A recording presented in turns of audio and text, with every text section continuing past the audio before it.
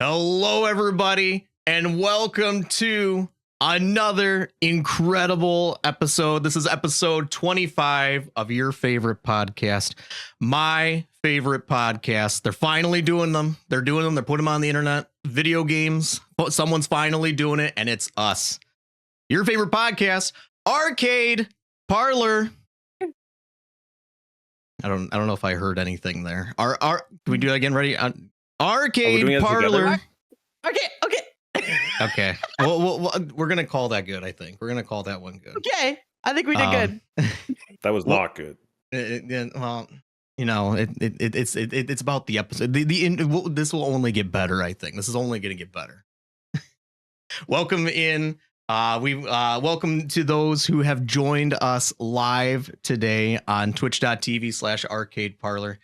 I hope you enjoyed this episode. We also want to thank those who are listening on release day, which should be September 9th. Right? Yeah, about September 9th. The time right now is 3:43. It is September 7th. And this is episode 25 here. I am your host, as always, Pancho Taco, David. You guys know who I am. I'm on here every month in the seat here. I'm also joined by some really cool people here today. I'm joined first, usually first that I always go with is Ashley. Hello, Ashley. Hold on. I can't hear you. Oh. Are you muted? Oh, there we go. Now I can hear you. Hello. Hello. Hello, Pancho Taco. Hello. How are you? I couldn't be better. Do you know why? Why? Let's hear it. Not only am I so excited for our guest today, of course, but as of today, it is 19 days until the release of the newest Zelda game, Echoes of Wisdom, which I'm sure we'll talk about at some point today. So, and when this podcast released, it'll be 17 days until the release. Do you have the hours, the minutes? Do you have any of that yet, or not yet? Is that once we get a little closer? Not counting down by the seconds yet. Probably maybe a week till. I'll have a countdown. Okay. So 19. Okay, 19. Okay. That's the first true Zelda game, right? The first true Zelda game. You play as Zelda. Zelda game. I mean, Nintendo did us right, honestly. Zelda fans are eating real good this year. Mm-hmm. And I had a weird feeling that they were going to release a Zelda game, even though we had no teaser for it or anything like that. But I certainly didn't think it was going to be the first game where we truly get to play as Zelda, at least since like those old Wands of Gamelon CD-ROM games from back in the day. I think they should have called it like a Link game, and then you play as Zelda. Oh, I don't hate that. The Legend of Link. Yeah, and then you play as Zelda. Why do I not hate that? It would exist to further confuse the moms and dads that are shopping, right? Now you play as Zelda. You actually play as Zelda on your Nintendo, right? That's purely why it would exist. I gotta say, my mom is so proud of herself that she knows that Zelda's a girl and Link's a guy, and she says it all the time, like to people when it comes up, because I'm her daughter, so Zelda comes up a lot. She's like, just so everybody knows, Zelda's the girl. I'm like, oh, mom. she has to provide. She provides the context for everybody that's in the room. Yep. Bless her. Good old Ashley's mom. That's what we love. Well, Ashley, it's great to have you here. How are things in Florida? All right, what's the weather? Actually, I'm probably not jealous of the weather today. You're not, because I saw in your Discord today people were talking about the weather out by you in the Michigan area, and everyone was saying that it's beautiful. It's still in the 90s here. I always say when you walk outside, it feels like you're in like a Mario water level, and you're just like 2D, like swimming through humidity. It is awful. I like to walk outside or even jog outside, and it's just, there's like 2 months out of the year I can even do that. And I was telling somebody the other day, I was gaming with a friend offline, and I was saying that I don't turn my heat on at all during the year. They were like, not like at all? I'm like, no, I haven't used heat in Florida in 15 years, something like that. So it's in the 90s. It's still rainy. It's still humid, and you could cut the humidity with a knife for sure. I'm very envious of y'all. We're going from a high of 60 today to like 86 in like 3 days or something like that. It's nuts. I don't know what that is in Celsius. I'll be honest. I don't know what any of that is in Celsius. Yeah. So like, We have a know. Celsius user here with us. Yeah. I have no idea what any of you guys are talking about this Fahrenheit stuff. I got no, like, is 90 warm? Yeah, it's very hot. I think it's like 30 something. So I'm going to look it up right now. Yeah. Like we're in the 30s here in Canada right now. Okay. Pretty warm. Oh yeah. Yeah, 32.2 it says. That's 90. Okay. Mm-hmm. So whatever that scales down to, I don't know. It's not a 1-to-1 scale. I don't know what any of that means. Anyway, that's the weather. Everybody comes here for the weather report. We know that's what they're all here for. Ashley, it's great to have you here.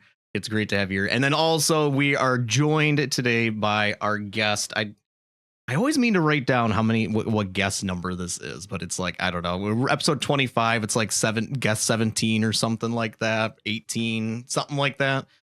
We're joined today by Slade of twitch.tv. Hello, Slade. Hey, everybody. How's it going? It's good. It's awesome to have you on here. Yeah, I'm excited. Oh, yeah. We're I know we'll talk about you in a second here, and your Twitch stuff. I know people are probably eager to hear some of all that and all that kind of stuff. So it's gonna be a great episode. Looking forward to this. Me too. Yeah. All right. So let's get into it. Slade of twitch.tv. Yes. You got to tell us some of where you came from. Where'd you start on Twitch? Yeah, I mean not like where you were born or anything, just like Twitch, right? Like the beginning of my twitching? Yeah. Okay. Well, so like the very, very, very beginning, I was in college, learning to be a software developer, and I was, also a gamer, and I used to watch some like YouTube videos of like guys playing Call of Duty. I was like, you know what? I think I can do that. I think it'd be pretty fun, and so I tried it out, but I lived in the middle of nowhere. I had terrible internet, so I couldn't do it. It was just terrible. I couldn't do it. So then like 5 years later, I finally was living somewhere with some decent internet, tried it out, but my computer wasn't good enough to stream any games. I was unable with my hardware to stream a video game on Twitch. so but I knew I wanted to do it because I knew it'd be fun.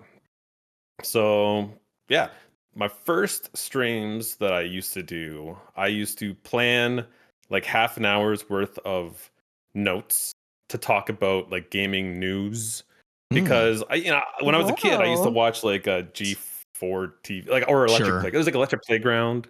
I used to watch those kinds of things. So I was like, I'm gonna try doing that on Twitch. So that's kind of what I was trying to do. And so the gaming talk show directory is where I started. I would just talk for half an hour to nobody because nobody was watching. But, after a few months of talking for half an hour at a time, I would have like 7 people tune in to that. So that was that's pretty good. That was pretty awesome. That was pretty good for just a gaming show. Yeah. And like 3 of them were like the same people every time. Wow. So it was like a building community around game news. Yeah. So, but then that kind of evolved into me eventually not really talking about game news, just turning my stream on and talking to chat, just like hanging out and talking with people. So basically it was a just chatting stream before just chatting streams were a thing. Like there was no IRL, there was no just chatting directory on Twitch at the time. In fact, if you were streaming on Twitch doing just chatting with no gameplay, you would get banned. It was purely a gaming platform back then. Wow. Yeah, absolutely. So what I would do is I would Oh, yeah. So I did the gaming talk show, but I didn't talk about games eventually. So what it turned into was I would take like calls from chat, like on a real telephone. I had like a phone A number. real phone? A real. Oh yeah, yeah. People, I had it, but I used like a Google number, so like it Oh, wasn't Sure, like. okay. sure. So people would call in on my Google number, and I would offer them like advice. But it was always just meme people. You know, people were. It's just Right. memes. So What you what know, like was what was your show called? it was called "Call Me Daddy." So it was called "Call Me Daddy," and they would call in asking for father advice, and yeah, that's Was- so that group that actually kind of took off a little bit. Went up to probably like 70 viewers on the regular with that. wow. Um, So was the premise like supposed to be call me in for dad advice, and then it was obviously whatever people called in, but the premise was supposed to be like dad advice. yes. So there, like I had rules, right? You call Sure. Okay. in, you would call in, and to make sure that I was aware it's not a joke call, you would have to. I'd say, "Hey, caller, how can I help you?" And then they would have to reply with, "Hey, daddy." And if they didn't reply with that, I knew it was a joke call right away, and I would shut them off. So So to know they were serious, they had to say, "Hey, daddy." exactly. Got it. Okay. So that kind of took off a little bit, and and with that kind of thing, I made some money on Twitch, enough that I could upgrade my hardware. So I actually ended up Wow. getting a PC capable of streaming video games with a capture card. Hmm. Um, yeah, and then Mario Maker 2 came out, and like this was 2015. I think so. And Yeah. I was like, 17, 15. I really want Mark to play Mario Maker, but I could not justify the $70 or whatever it took to buy the game. Mhm. So a few months actually went by where I didn't play Mario Maker because I was too cheap to spend $70 on the game. And then eventually somebody gave me $70. His name is actually Trushu. Okay. He is another streamer. He's another streamer. Oh. He was with me at the beginning of my career, Okay. and he's like, here's my name was actually High Five to Safety at that time, and he gave me $70 to buy Mario Maker because he's a nice guy. So then I Wow. started streaming Mario Maker, and everybody who was watching the talk show hated it, right? Because Really? they're there for the For the comedy stupid. calls and stuff, right? Yeah. Exactly, Mhm. exactly. And to be honest with you, at this time of the career, the calls were getting kind of old. I think the bit had been kind of wrung dry. Sure. So, Sure. so I was ready for something new, anyways. So I just started streaming Mario Maker. Everybody stopped watching, and but you know what? The Mario Maker eventually, the streams just eventually, I wouldn't say they exploded, but within 6 months, I went from like 5 viewers to like a few hundred. Mhm. So it was I don't know, a good In call, I 6 guess. It was months? fun. Yeah, because there wasn't very many people streaming Mario Maker, but Right. there was a lot of people that wanted to watch it, especially Wow. especially at that time. Yeah. Mhm. So Well, there was so like yeah, probably at the time there wasn't a lot of games like it with the interaction from like people making stuff, right? And watching people actually play it and stuff. So people yeah, like that. like when I started streaming Mario Maker, I would actually only play viewer levels because people would stop in, they wanted people to play their levels, right? Like they didn't want to watch me play random levels. They want to watch me play their own levels. So I would only play viewer levels, and I would always finish the level. So I feel like a lot of people would come in and were like almost like a challenge. They're like, I think I've made a level that High Five to Safety can't beat. So then I would just grind it out and beat it. And then I don't know. Eventually the viewership changed where they wanted to watch me play the random crap levels instead of the viewer levels, and yeah, I don't know. Sure. Yeah. So that's the beginning of the were were of you the still Twitch. high five to safety when you started Mario Maker? Yes. I was High Five to Safety for, I want to say, like at least like 3 years, maybe. I can't remember what year I changed my name, but I was high five to safety for a while. Mm-hmm. Yeah, and then I changed my name to Slade just randomly one night. Didn't tell anybody. I didn't even know I was gonna do it myself. Just did it. Was it just because the name was literally available and you liked the name? So That is literally the only reason why I changed my name to Slade. Yes. what was the confusion that first stream back? Like do you remember reactions or anything from chat or even like other streamers at the time? Yeah. Well, I mean, I changed my name. It was like a Friday night, Mm-hmm. and I didn't stream again until Monday. So I had like the weekend to like read chat like in Discord. People were talking on Twitter. People were talking about it on like a different podcast. Like people were talking about this name Wow. change. They're like, and at the time I started playing like, some shooter games and stuff. So people are like, I think he's trying to get super serious and he's not going to be fun anymore. And he's just going to be like only about pure gaming and not even want to read the chat. And he's going to be Aw. completely different. So on the Monday when I streamed, the first thing I did was I put on shades and I was like, I came on, I was like, hello, I'm Slade. I'm here to stream athletic gaming. And everyone's like, oh my goodness, what is happening? He's doing it. Yeah, so, but no, I just did the same thing. I was just different name. Yeah. Were you still high five? So, like, at what point were you like, okay, my stream is doing really well. I think I could do this like as a main career. Like, were you still high five to safety when that was happening, or was that in your Oh yeah. midlife I wasn't even crisis of partnered changing to yet. Slade? I wasn't a Twitch partner yet, and I was like, because like the trajectory of my stream was going from like 5 viewers, and it was like every stream I felt like I had like 25 or 50 more viewers than the one before. Wow. So Wow, I was that's like, crazy. okay, things are happening. So like I think I could do this as a career. And my wife Mel, she was in labor with our child, and we have some time to kill. There's a lot of waiting going on, and I said to her, I'm like, Mel, I think I could do the streaming as like a career. And her response was, I don't care. Right. Childbirth. and So all. yeah, because Yeah. she was in labor. So yeah, that's kind of when I thought I could do it. And Just picturing you in the delivery room, like, Well, but there's okay. It's not like you're in the delivery room and like it's like constant push.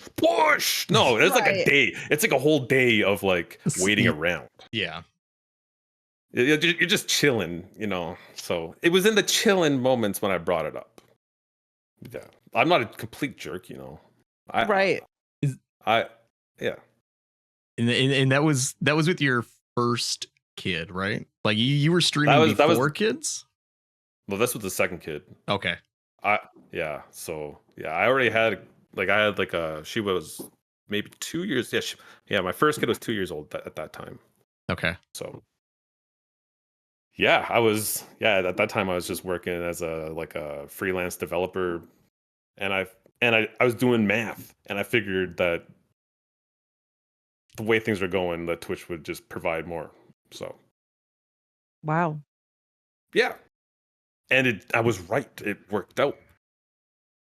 It's a big risk to take if you really think about it. Like, it's nice to have a partner who supports you in Oh all of yeah. that. Like, I can't imagine Oh yeah. doing it Yeah. without Like my wife is the most supportive person that, through my whole career for sure. Yeah. I don't think I would have been able to do it without, if I was married to anybody else, I don't think I would have done it. Aw. She's such a big part of the stream too. Like, we all call her mom, and your people love her so much and love having her there. Like, she's just such a big bright light. At least, I've been in your streams for like over 4 years now, and she's just always been there. Yeah, she's been on the camera like 3 times, and people like her more than me. I'm on the camera there for everybody every day, but they like Mel more. I think Poncha's had some experience like that as well.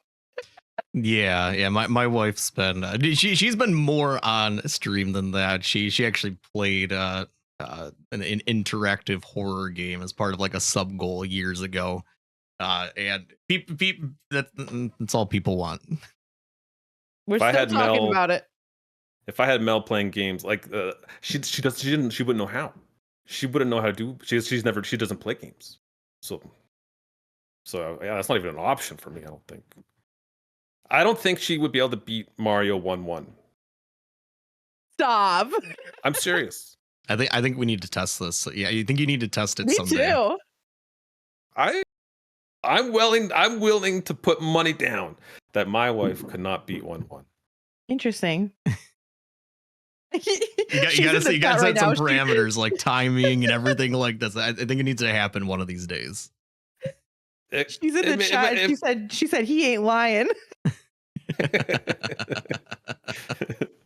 So what year was it when you decided that you're going into you're stopping the developer freelancing job and you're doing Twitch? What year was this? I believe that would have been in September 2015. Wow. Okay. Yeah. That was a while. Okay. So that was a long time ago. 9 years. Well, yeah. Yeah, 9 years this month then. Yeah. Almost a I decade. can't believe that. I remember when I started. Okay, like I never told any of my family or my friends what I was doing because I was like, yeah, I don't want to be like, hey guys, like I'm quitting my job, I'm playing video games because it's embarrassing. It's completely embarrassing to talk about, and I think that everyone thought I was just at home depressed all the time. I don't know, but I forget where I was going with this. Where was I going with this? Anyways, telling your family. I lost my train of thought. Something. Completely lost my train of thought. Yeah. Anyways, where was I going? Yeah, I forget. Move on. So how long did it take you until you told because you said your family they're like, is he depressed or something? Like, how long did you wait to tell them that, hey, I don't actually work a normal job anymore? Like I just play video games now. Yeah, I mean, it was probably so. If I started in September, I think it was. Oh yeah, this is when I got my Twitch partnership. That's when I told them. Oh, I'm like, okay. guys, I'm a Twitch partner now. Like this is legit. And I remember I told my parents, they were just like, yeah, okay. They're like, my son is a loser.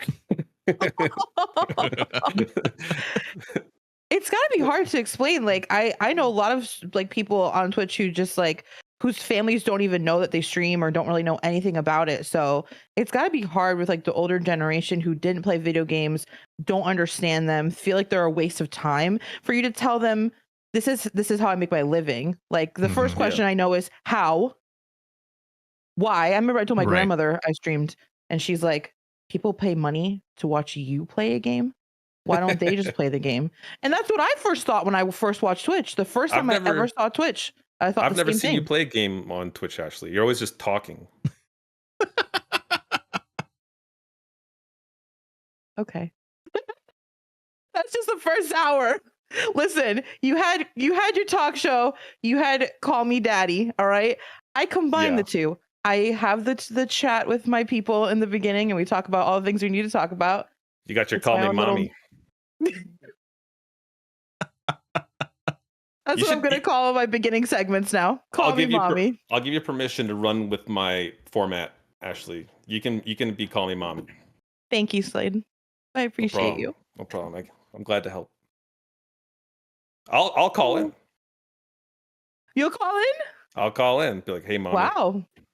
You have to say, hey, mommy, first. Yeah, you got to do the format. For real callers. I have to know you're serious. I got to know you're serious. Super serious. The first time I personally ever saw Twitch, the first time I knew what Twitch was, I was dating somebody and they were at my apartment and they had you on the TV, Slade. And I was like, what is this? What are you watching? I didn't know what Mario Maker was. I had never seen it. Yeah. And they were like, this is Slade. I watch him play Mario Maker. I was like, why don't you just play it? Why are you watching someone play it? Just buy it and play it. He's like, no, it's like a thing. And I was like, but I don't understand. Like, you pay money to watch this for what? Why?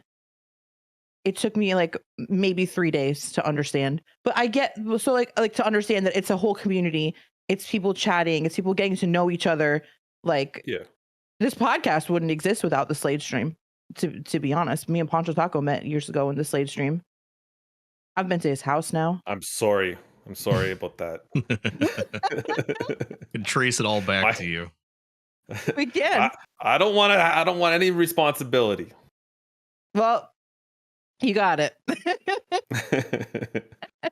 So, like, okay, so out of anyone here, you're the only full-time streamer, obviously. Right. What is that like when you when you're out and about and people are like, hey, what do you do for a living? Like, it just like maybe somebody you don't even know that well. Maybe you're like at, I don't know, some event with your wife or something, and they're like, oh, then you're making small talk, like, hey, so what do you do for a living? Like, how does Like, that do you go? say it? This is the conversation I dread the most. Wow. I hate this conversation because people around here where I live in the middle of rural Alberta, Canada. Okay, like nobody hardly even like plays video games. Period. Let alone watch them. So, anyways, my first thing I say is, do you know what Twitch is? Do you know what Twitch.tv? And if they say yes, then I'm like, oh, great. Well, I'm a Twitch streamer, and then it's done. Right. Or if they say nope, I say, well, you know, YouTube. Sometimes they say yes. Sometimes they say Wow. no.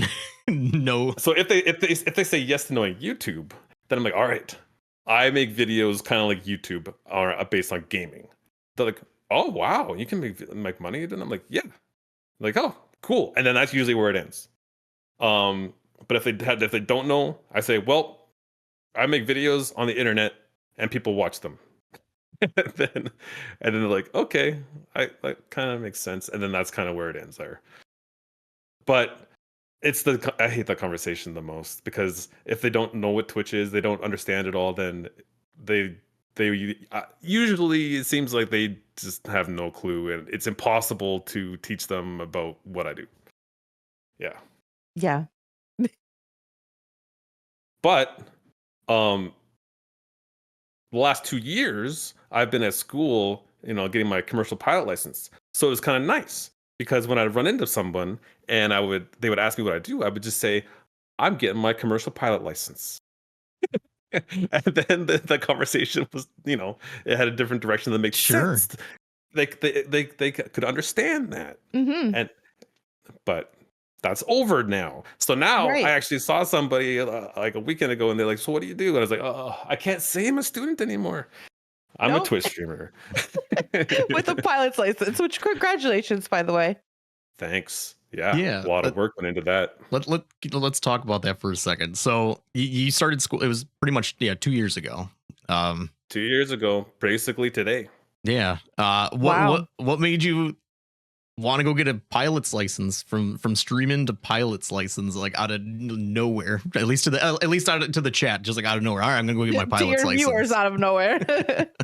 I don't know, like ever since I was a kid, I've always wanted to be a pilot. Like if someone asked me, "What do you want to be when you grow up?" I would always say pilot because it's just been so amazing to me that these machines can fly and you can control them. It's just crazy. You know, I've always been like a math and science guy, and it just kind of blew my mind that this is a thing that can happen. And if I ever went on an airplane, I could legit just sit and look out the window the whole ride and like never be bored. I just love flying, and I love looking at like, you know, the earth from this different perspective. I don't know. It's just like one of the most enjoyable things for me. So I was in a position where it's like I have the ability to, you know, take the schooling, get all the licenses. So I just did it. I don't know. There wasn't really much more than that. And you know, there's also like an aspect of, okay, I'm supporting my family with this Twitch stream and it's going really well. But is it wise for me to assume that it will last until I'm 60? You know? Like, is this going to be a thing that will survive? Because I've seen a lot of streamers go from like, you know, popping to dead, Mhm. Yeah. like what feels like overnight. And you know, maybe they say something wrong. Maybe Sure. Sure. maybe they post something on some social media, or maybe maybe they just become uninteresting and boring. For whatever reason, it seems like streams can just collapse. And do I want to be in a position where if that happened to me, I have nothing that I can fall back on? Not really. So now I have this commercial pilot license. I can be a commercial pilot, which would be a fantastic career, I think. So I remember the day in your stream where you told everybody that you were going to school to become a pilot. And of course, like none of us knew it was your childhood dream, but it was really incredible to see everybody like so supportive of you that day. And also, I just remember people saying how cool it was. Like, even if you weren't a streamer, it's just so cool in this day and age to see somebody go after their lifelong dream. Like, you don't, it's rare to get the opportunity to do something like that. And even when people do get the opportunity to do something like that, they don't always. You have to put so much effort in. And still, like, even with missing the time and everything, your people have just been so loyal to you. yeah, You never became irrelevant, or anything like that. And we all just like kind of stuck behind you. And I think it was because you shared so much of it with us. You talked about your journey and you had the plane scene on your stream. yeah. I mean, I basically went from streaming, every day during the day to okay, now I'm a student, so I can't stream during the day. So I basically switched to streaming at night. Hmm. I think obviously my numbers, in terms of viewership and all that, they took a pretty good sizable hit. But the main, community of people, like when you look at the chat, I didn't really see much of a difference in the chat. Right. The main the chatters, chatters and like the active yeah, chatters are all still there, the same. yeah. It feels like the active chatters have always kind of stayed, which I really appreciate. I haven't been the most consistent streamer for the last 2 years while I'm going to school, but yeah, um, I don't know. I just decided to chase that dream, go for it, and whatever happens, happens. For just a little podcast lore, we Yeah. actually contacted Slade like a year ago to be on the podcast. Yeah. And Yeah. Yeah. we But did. I think it was And November last year, if I remember right. mhm.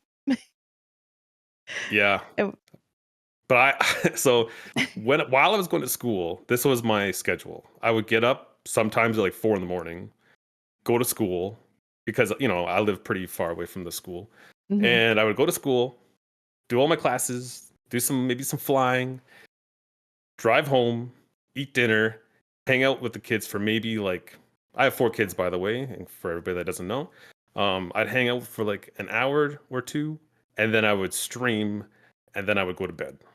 So like that was my schedule. So it was like super super busy. So any weekend time, I was like, no, this is family time. Right. But Mhm. also weekend time quite often was homework time because I had a lot of assignments to do, Sure. and with my schedule, I didn't have time during the week to do them. So yeah, I've been a very busy boy for the last 2 years. I have a question about pilot school. I Sure. remember listening to a podcast years ago where it was like to a gaming site of some sort, and they had a weekly podcast, and one of the people on there went to go get their pilot's license as well, and he was talking about like during some of like the training where you're in the seat with your instructor next to you or whatever.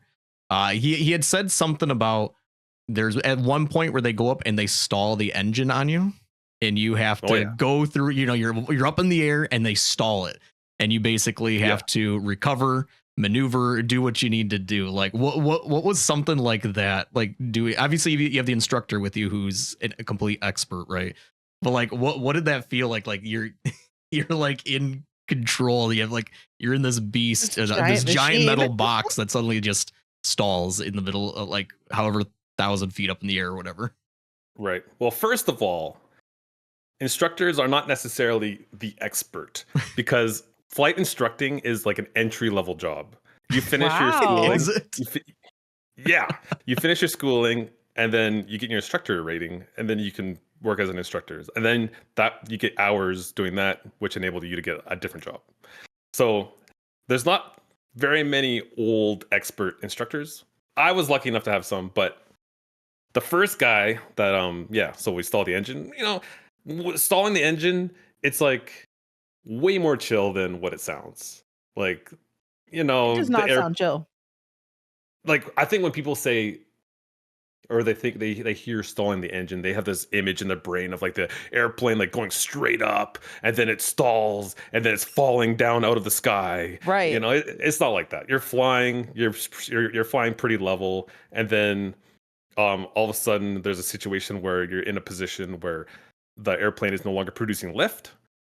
So then you just drop the nose like a little bit and the stall's over. Like it's Okay. really chill. It's really chill.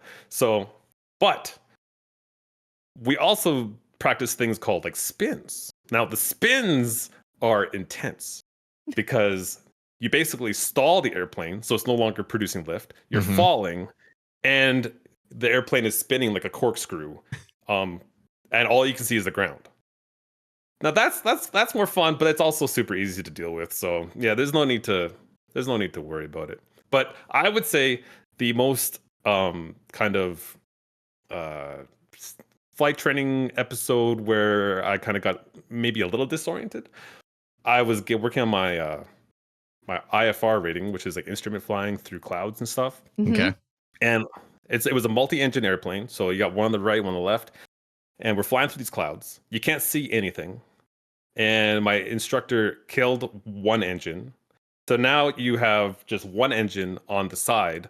So there's like all this, like it's called yaw. So like the airplane's kind of like turning. So you got to control that. You're in these clouds.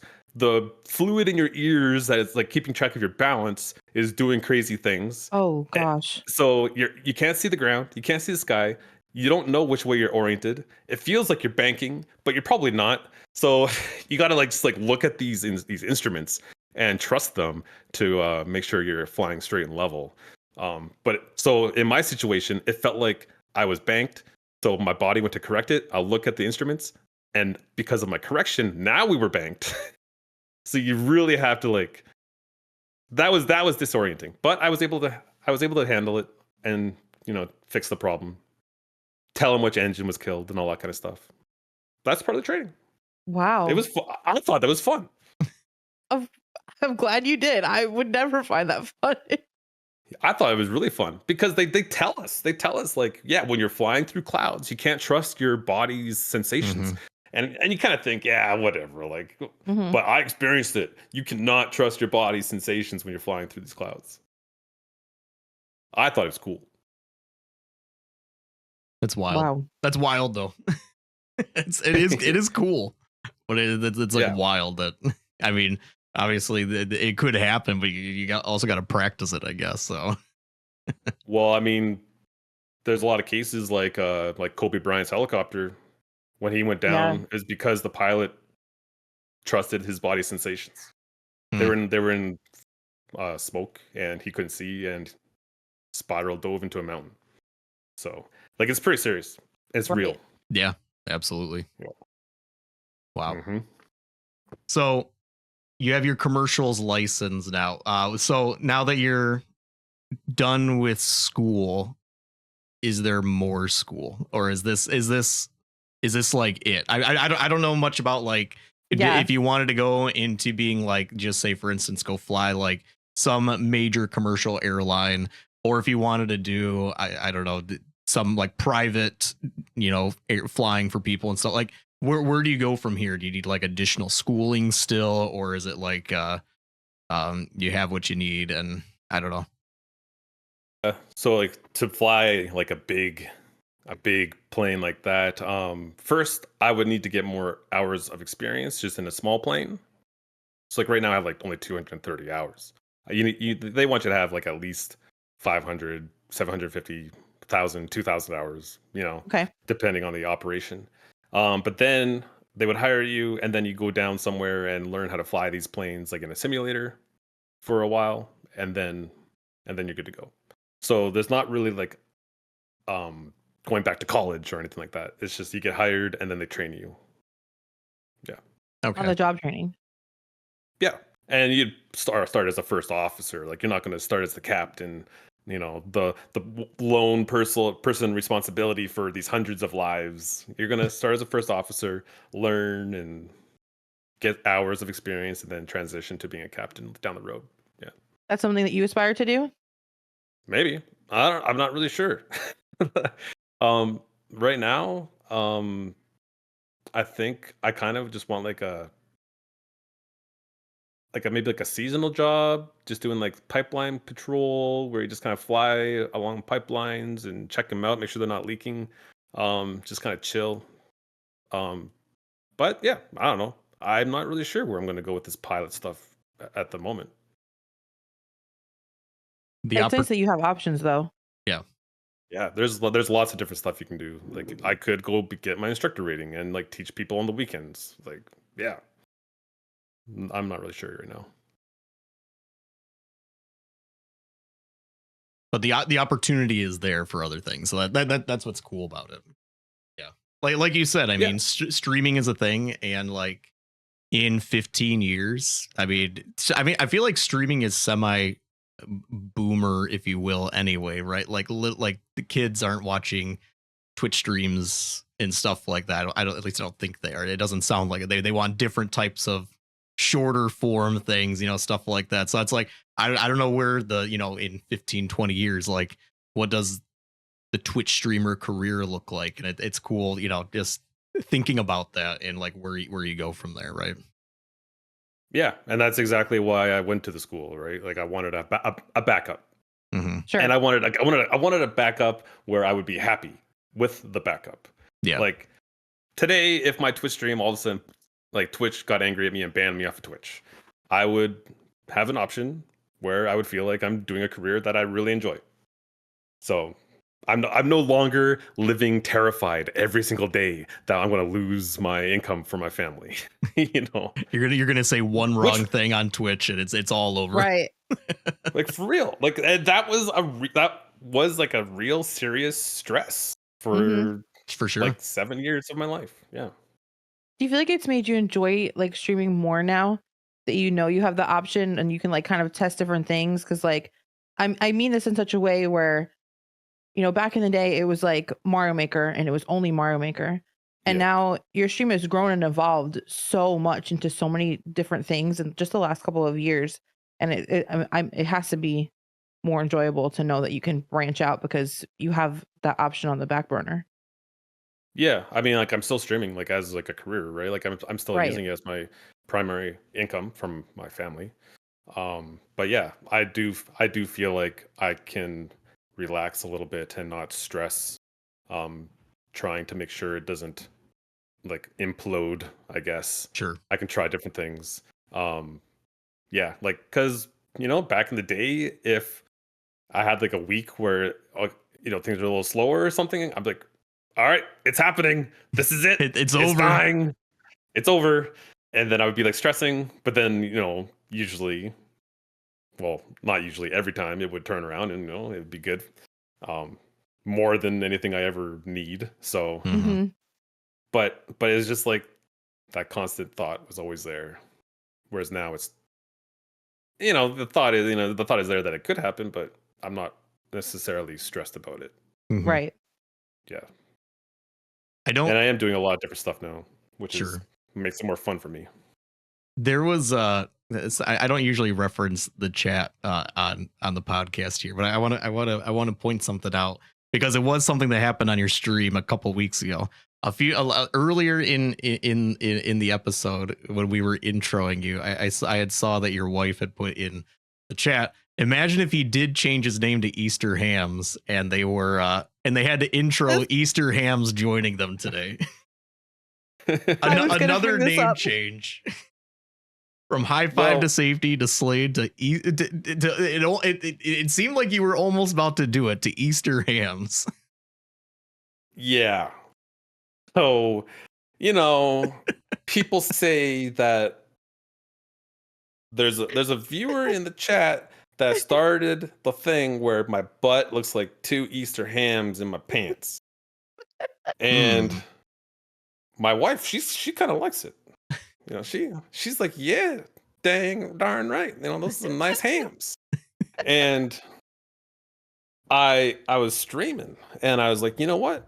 I want to see if Easter Hams is available. And it was.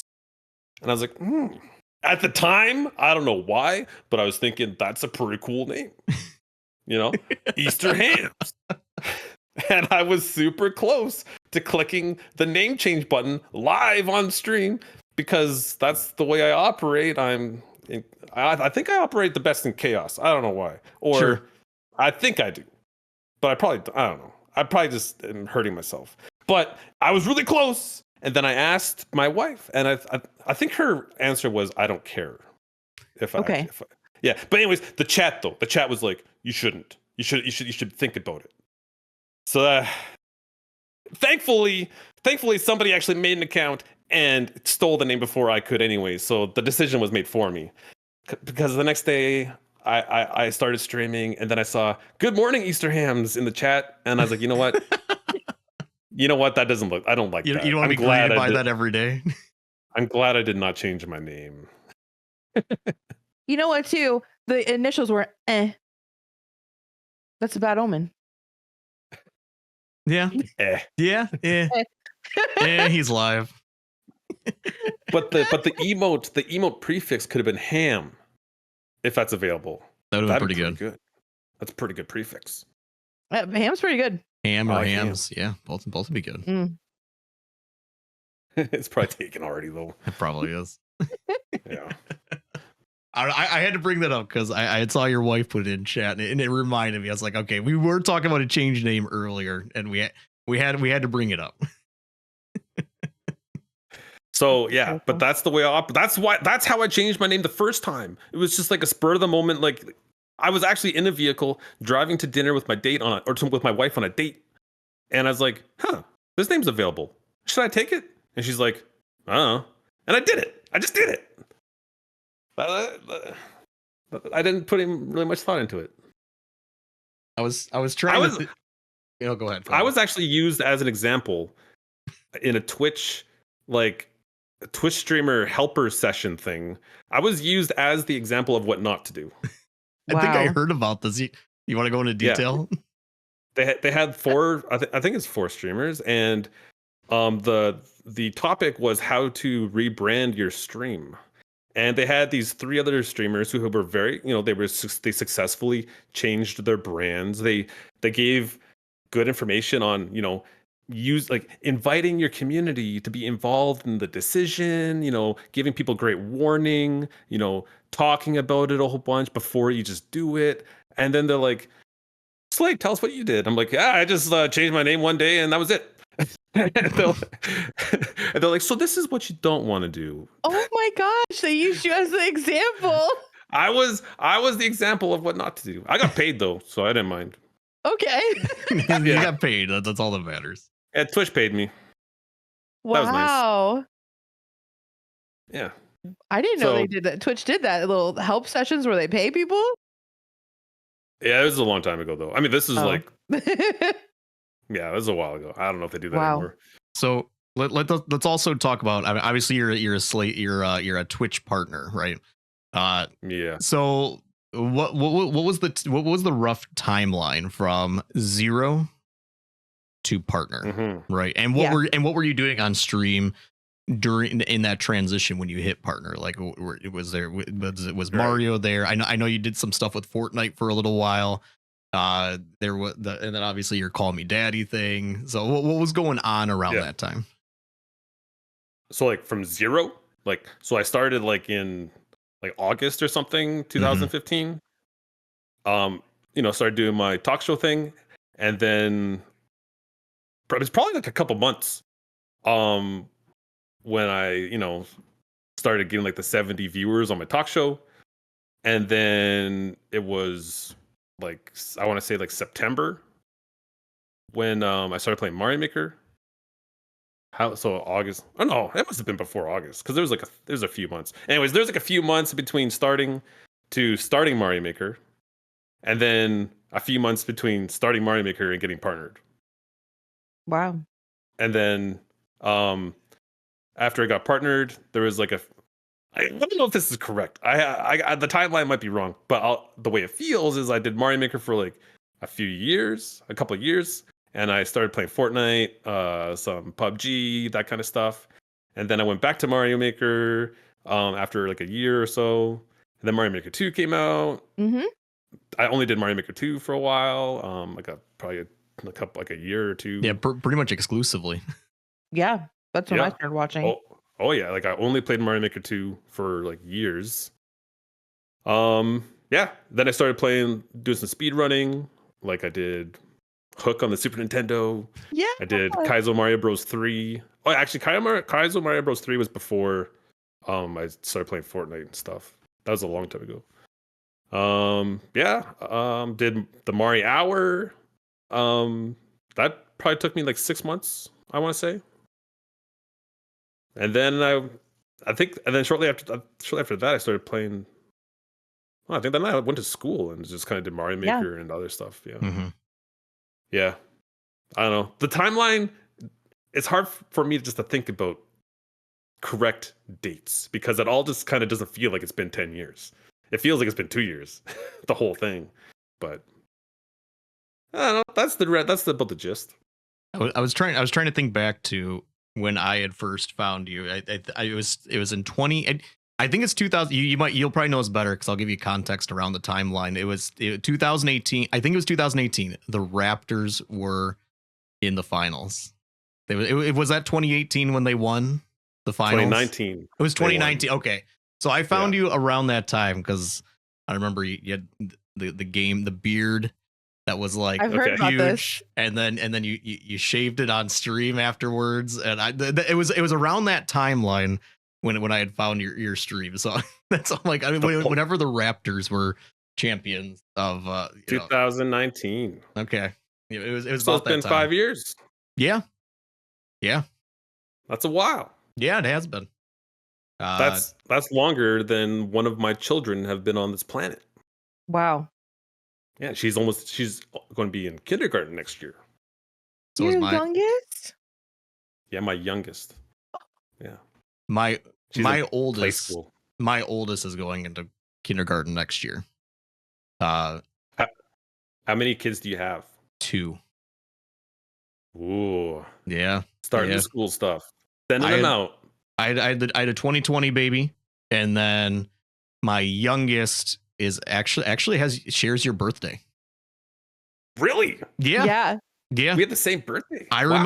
remember after she was born like in the early afternoon, and then I remember us in the hospital room afterwards sitting there. I was like, "Hey, Slade's on. I'm gonna go watch him. Hey, it's his birthday."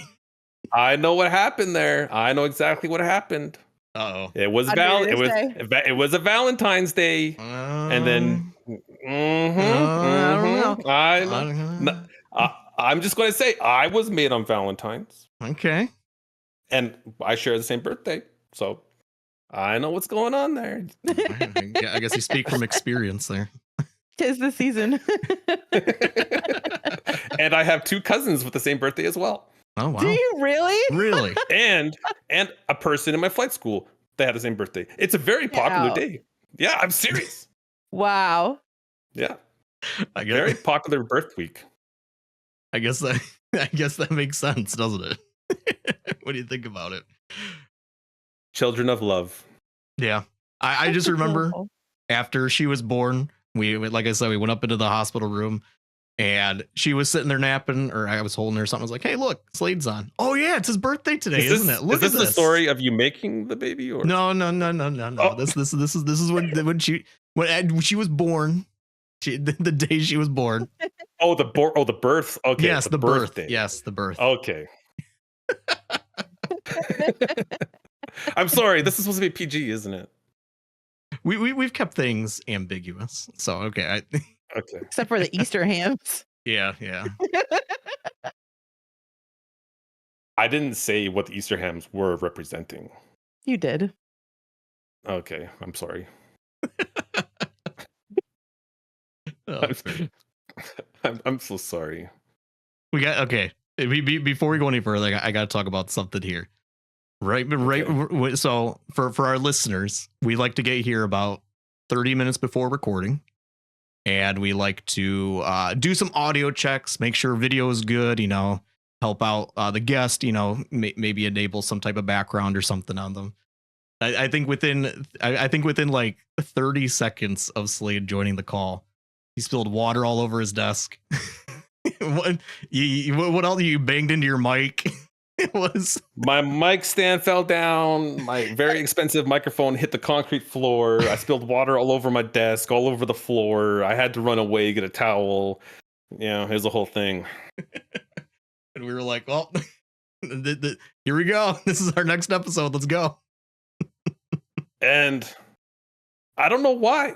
Whenever I sit in this chair right here, bad things just always seem to happen to me. I don't know why. Like, I swear it's not a regular thing, but when I sit here, it happens all the time. We wouldn't have expected it to start any other way. I wasn't wearing my headphones anymore. I was running around trying to clean things, and I knew what you guys were thinking. I knew you were like, "Oh, typical Slade. Here we go again." Like I could hear you guys saying, Yeah. That's exactly. I think what we literally when you were off camera, I said, "Well, I don't think I would have expected this to start any other way here." Yep. There's actually a clip of like one of the most popular clips of my entire channel is. It's a top-down view. For some reason, I had a camera on the ceiling pointing down, and I had top-down view, and I did I did something cool in a game, and I did a victory spin or something, and I accidentally swept everything off my desk. Yeah, that's how that just reminded me of that. That was your alert, wasn't it? I think it still is an alert. I think it still is, yeah. Yeah. Oh yeah. If I'm going to wreck all my stuff, I'm at least going to get some kind of content out of it. Oh man, that's great. Well, okay. So I'm trying to think. Is there anything else in the Twitch story? I don't think so. Now you're not even playing Mario these days. Now you've like transitioned into letting the viewers purchase or I don't know, vote with bits on what game you're gonna play next. You played. Yeah. You played. I don't know if it's a good idea, to be honest. I had to play Pokemon for like 2 weeks. That was oh my rough. gosh. You were like, am I almost done? And you were like 45% of the way through the game. I was like, okay, Pokemon, I've seen people kind of play it. It looks like it might be pretty boring, but it was way longer than I expected. I can see liking Pokemon back in the day. Sure. But it's like, I don't know, man. It's not for me. It's like the same thing over and over and over and over for 2 weeks. And then it finally ended. And I was very happy. And now I'm playing The Witness. Oh, yeah. Which is big puzzle time over and over. It's all just logic puzzles, lines, light puzzles over and over and over. Yeah. So this whole chat picks the game thing, I don't know I don't know if I'm liking it, but if people like watching it, I'll keep doing it. I've seen the list. There's good stuff in there. There's good stuff on that list. You just got to get the good wheel one spin. day you spin one of the good things. I mean, you have an item on that list, I think. I do. Yeah. What did you put on there? It's called Unmetal. Is it good? It's legitimately a good game. It's legitimately a good game. It's like a satirical take on Metal Gear Solid. It's really OG Metal Gear Solid. I had a top great down. time. Yeah. Okay. Yeah. It's good. Cool. It's a good one. I look forward to it. You just gotta add a couple more impact on me. Nobody has to know. Just add a few more. We're good. Yeah. No, but to be honest, I actually like streaming all these random games because I'm playing these games that I would never play if it wasn't because of this. So, for that reason, it's fun. I remember a time where you used to do a shuffle, and it was on Steam. Do you remember, like back in the day, you used to look at you used to do some kind of a shuffle. There was like a redeem or something that you had, and you would just play like a completely random game. I think it was from Steam, like back when you used to play like Rocket League and stuff like that. I think you're thinking of somebody else. I am I definitely don't. thinking of you. I don't think I ever did a shuffle. You had some kind of like random thing that you would do where you would play like a random game from Steam every once in a while. That was Hmm. back when you were doing like Pogo Stuck and all those things. Or, like, whatever I'm that- pretty sure. I'm pretty sure you're talking with someone else. Actually, are you? like, Are you only watch watching you. other streams? No. Are you only here cheating on me? forever. No. It seems like you're cheating on me, and you're confusing. This is like I don't know, someone who's supposed to be with somebody on a weekend, and then they bring up a story. Yeah. This is that. Pancho, help me out. You know what I'm talking about? Back in the day when he would play random stuff. I think she's talking about when you play the one game. It's in your intro. It's like where you're the old man that just like rolls around and stuff like that. That's one of them. Yeah. I don't remember how those type of games got selected or anything. This is years ago now. This is like maybe 2021 or something like that. How we used to select them. I used to. Okay, I mean, yeah, I used to play random games, but I would look at Steam and I would find games that looked really stupid, right? And then I would stream. Okay, yeah, but it wasn't the dumbest stuff possible. It was awesome. Yeah, if it was a stupid looking game, I wanted to stream it, but it wasn't like a random. It was I selected. I put a lot of effort and thought into my selections. Of course you did. Yeah. Yeah, it was like once a week I would do that. Yeah. I want to talk about Before the Wheel that what you're doing now with the random games that people are picking for you. Yeah. You were on a little Zelda-thon for a while. Yeah, I played through Zelda 1, 2, Link to the Past, Link's Awakening, Ocarina of Time. But then Majora's Mask. Majora's Mask came, and then my game kept freezing and crashing on this one dungeon, and I did it multiple times. I got fed up and just quit. Yeah. I was actually enjoying the game, but I was getting tired of it crashing. I didn't know that's why you quit. It was crashing. I thought you were just frustrated with the game in general. No, I feel like I was doing pretty good. I was getting everything, was happening, and then this one dungeon just kept on crashing. So I quit playing. You think you'll ever go back and play another Zelda game again, like Echoes of Wisdom releasing in 19 days?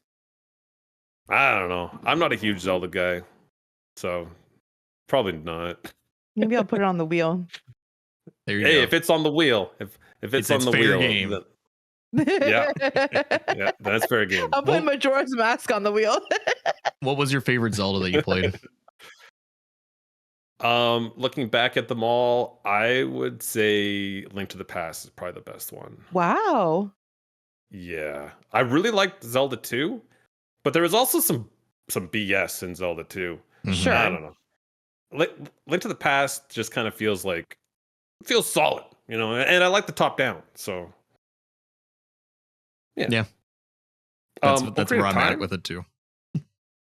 Ocarina of Time is cool, but for today, looking at it today, there's a lot of just like empty space in Ocarina of Time. So it's like that's just by today's standards, though. Mm-hmm. It's not a bad take. I'll give you that.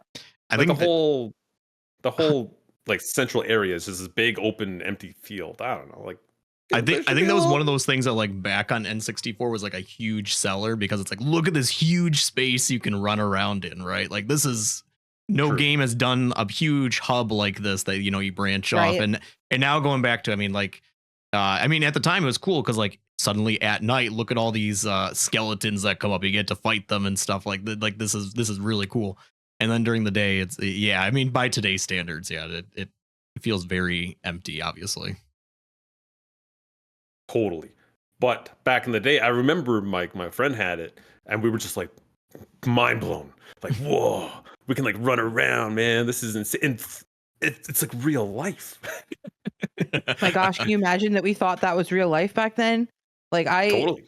Ocarina of Time is my favorite game of all time. Every time I play it, I am like transported to 1998, like playing it at my grandma's on the floor. Like it just brings me back to like a simpler time, and I just remember the first time seeing that game, just being like, oh my gosh, it's so realistic. I never thought gaming would ever get this good. I remember playing NHL. I think it was like NHL 98 or Mhm. something like that. It was like one of the first 3D ones, and on the PC. And I was like, this is so real. Look at that looks exactly like Brendan Shanahan. But it's literally a cube with like a very grainy picture of his face on it. That is Brendan Shannon. Like, Mom, come look at this. Can you? This isn't. How are they TV. doing this? This isn't TV. This is a game. I'm glad that you said you enjoyed Link to the Past. I feel like Link to the Past is like, even if you're not a Zelda fan, I would put that like for any gamer or even new gamer, I would put that on like a top 10 list of like must play games. Yeah, and it holds up. Like, you know, if you're gonna play a top-down game today that's brand new, it's you know, Link to the Past holds up with all those games. You know, Yeah. it's not like it's old and it's only good because it's, you know, back in the day it was good. I feel like it's good today. Yeah. I recently played Link to the Past for the first time. Several episodes ago, I was talking about, we called them our gaming sins, games that were like, we should have played these. How have we not played them? And Link to the Past was one of them for me. And I recently played it for the first time as well. I finished it like maybe 2 weeks ago or something like that. And yeah, it holds up. It's a great game. I had a lot of fun with it the entire way through. The only problem I had with it was I don't remember exactly like the name of the dude or what I was trying to find, but there's one guy that had something that I needed to move on, and I scoured the entire map looking for this dude, and eventually I found him. But man, it was like a grind finding that one thing. But Was that's it the my guy fault. at the sign? Yeah, I think it was Yeah. a guy. That's probably my fault for just being stupid. I don't know. He's notoriously like the number one thing that people don't, but they're constantly looking for in the game, and that it takes them forever to find that one NPC like that just you would never think would have anything that's going to make you move forward in the game. Mm-hmm. Yeah, I remember just like sitting there staring at him and reading his message for like hours and just thinking, what is he talking about? What does it mean? What does this mean? But I beat that entire game without Googling anything. Okay, I didn't look up anything. I was about to bring it up. Do you want to set the record straight? Did you Google anything during the entire Zelda run? We got to set the record straight here. People keep accusing you, but we're here for the truth today. I never once used any kind of internet help, including Google, to help me with anything on any Zelda game. I did it all. I did it all with my own brain. Big brain. Record straight. Remember that one Ocarina of Time stream where you like played it for like 4 hours and didn't save? Oh, I forgot about that. That sucked. But I think I was able to get back to where I was pretty quick because I had already done it. Yeah. Yeah. So, but I remember turning it on and just hating my life. I think you're the first person I've ever seen on their first playthrough do the water temple without the water tunic. Also, without the Zora tunic the entire time. I am convinced that the water tunic in Ocarina of Time does not exist. I looked for it. I could not find it. And then after I did the water temple, people were like, do you want to know where it is? I'm like, no, I didn't find it. Screw it. I don't want to know. So I play randomizers of Ocarina of Time where everything's all shuffled around and I can put like all kinds of hard settings on it. Yeah. And you're playing it vanilla for a first time playthrough, not having the Zora tunic, which makes you breathe underwater. First of all, it inspired me on my playthroughs to not even care about the tunic and not to use it or even seek it out. But also last week? I'm doing my very first crowd control on stream right now, and it's Ocarina of Time. And I'm in this, so because it's crowd control, people can spawn enemies that shouldn't be in certain places. And I'm doing the water temple. And somebody I'm in this room in the water temple where I'm underwater. And there's these enemies called likes. And the only thing you can do to you can use underwater is your hook shot. Well, hook shots don't hurt like likes; it only stuns them, right? But Right. likes can those are the big things that can suck you up and they can spit you out. And Oh they yeah, take your yeah, tunic and yeah. your shield, right? They take your tunic and shield. The squishy So, toy things. so I'm Yeah. playing the game, and I'm in this room where I'm underwater, and somebody who's with a username of "That's a nice blue tunic you got there" comes into the stream, redeems the free coins I gave out, and they spawned a like next to me that sucked me up and took my Zora tunic that helps me breathe underwater. So I stopped what I was doing. Now, my people have been very generous, some of them, and I had like the tunic goes by how many hearts that you have, how much health you have, how long you have to breathe underwater. So I have 25 hearts. I don't even need it. I have 2 minutes. Like I didn't need it at all. But I saw their game as soon as I saw what they were doing, and I stopped the whole stream. I was like, "Hey, that's a nice blue tunic you got there. Are you still here?" And they were like, "Yeah." And I was like, "Do you go to random Ocarina of Crowd Control streams and wait for them to be in this specific room?" Because I had seen them redeem coins like 2 hours before that, because it refreshes every hour. You can redeem more free coins.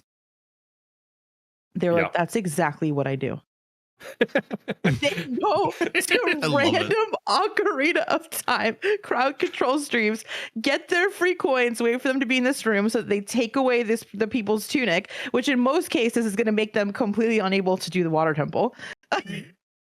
You have to go find an adult wallet and then go buy one in the game in order to finish it, if you have any hope of ever finishing it. But because of you, Slade, I If was this so guy if prepared. this guy did it to me, he'd be very disappointed because That's I wouldn't very even know the true. blue tunic is a thing. I told him, I was No like, "You blue come back here tunic for me. anytime." Who Oh, needs them? blue tunic. What are you talking about? You didn't even think it existed. I love that. It's so good. I don't even feel like I figured out any kind of special tech to get through there without it. I just legit just figured it out because it's out of necessity. It was incredible. Your whole like most of your chat knowing that you should have had it and like seeing that you did it without it, and the fact that thankfully nobody spoiled it for you. It once you beat the temple and everybody was able to tell you that that's what you were supposed to do. It was one of the funniest. I will never forget that stream. That was one of the Yeah. funniest streams we've ever had. Yeah. I'm actually I'm amazed I didn't know. Well, I mean, I must have known there was a blue tunic. I don't know, but like, it wasn't obvious to me. Like, I remember being done, and then like, there's a blue tunic you can breathe underwater, and I was like, what? That would have made it really easy. It would have You made don't it need it like the far rest of the easier. game either. But everybody always talked like they're like, yeah, the water temple in Ocarina of Time is like the hardest thing in gaming. So I just thought it was hard because it was hard. I didn't think it was hard because I didn't have like the necessary equipment. Iconic. It's so good. So good. Yeah. One thing before we move on, talking about your Twitch stuff, I think we got to talk about the Mari Hour. Oh Okay. yeah. We got to talk about the Mari Hour. If memory serves me right, there was the chat got together kind of behind the scenes, right? And they all kind of pooled or dedicated that they were going to give each person who was in it was going to give like X amount of bits, donations, subs, whatever to a certain dollar point, right? And Yeah. if you had completed the Mari Hour in X amount of time, I don't remember what it was, by end of year, something like that. Mhm. You want to talk about the Mari Hour? Yeah, I think I started. I think I finished it in like November, and the deadline was like, I think it was like January. Anyways, so yeah, I was playing a lot of Mario Maker, I think, and yeah, the chat, they're like, I bet you if you can do the Mario Hour by this time, we'll give you like a certain amount of dollars, and it was like thousands of dollars. It was like a lot of money. So I was like, all right, I've never done any speedrunning in any of these games before, but I'll try. So I just learned speedrunning Mario 1, Mario 2, 3, Lost Levels, Mario World, Mario 64. And within, I think it was 6 months, I was able to beat them all in an hour.